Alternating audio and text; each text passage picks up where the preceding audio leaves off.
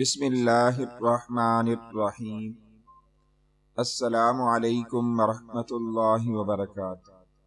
Islamic education کی جانب سے خوش آمدید۔ حضرت بہلول دانا ہارون رشید کے زمانے میں ایک مجذوب صفت بزرگ تھے۔ ہارون رشید ان کی باتوں سے ظرافت کے مزے لیا کرتے تھے۔ ایک مرتبہ حضرت بہلول دانا ہارون رشید کے پاس پہنچے۔ ہارون رشید نے ایک چھڑی اٹھا کر دی، مذاقاً کہا کہ بہلول، یہ چھڑی تمہیں دے رہا ہوں، جو شخص تمہیں اپنے سے زیادہ بے وقوف نظر آئے اسے دے دینا۔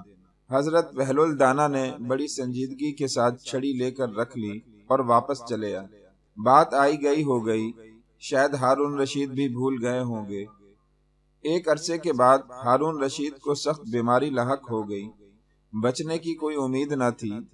حکیموں اور ڈاکٹروں نے جواب دے دیا۔ حضرت بہلول دانا عیادت کے لیے پہنچے اور سلام کے بعد پوچھا، بادشاہ کیا حال ہے؟ ہارون رشید نے کہا، حال پوچھتے ہو بہلول، بڑا لمبا سفر درپیش ہے۔ کہاں کا سفر؟ جواب دیا، آخرت کا۔ حضرت بہلول دانا نے سادگی سے پوچھا، واپسی کب ہوگی؟ جواب دیا، بہلول تم بھی عجیب آدمی ہو، بھلا آخرت کے سفر میں بھی کوئی واپس ہوا ہے؟ حضرت بہلول دانا نے تعجب سے کہا، اچھا آپ واپس نہیں آئیں گے تو آپ نے کتنے حفاظتی دستے آگے روانہ کیے اور کون کون ساتھ جائے گا؟ جواب دیا، آخرت کے سفر میں کوئی ساتھ نہیں جایا کرتا، خالی ہاتھ جا رہا ہوں۔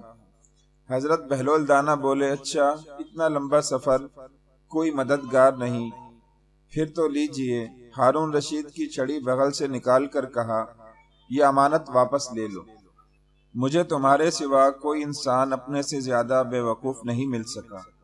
تم جب کبھی چھوٹے سفر پر جاتے تھے تو ہفتوں پہلے اس کی تیاریاں ہوتی تھی، حفاظتی دستے آگے چلتے تھے، چشم و خدام کے ساتھ ہمراہ ہوتے تھے۔ اتنے لمبے سفر میں جس میں واپسی بھی ناممکن ہے، تم نے تیاری نہیں کی۔ ہارون رشید نے یہ سنا تو رو پڑے اور کہا، بہلول ہم تجھے دیوانہ سمجھا کرتے تھے، مگر آج پتہ چلا کہ تمہارے جیسا کوئی فرزانہ نہیں۔ دعا ہے کہ اللہ رب العزت آخرت کی تیاری کرنے کی توفیق نصیب فرمائے، آمین۔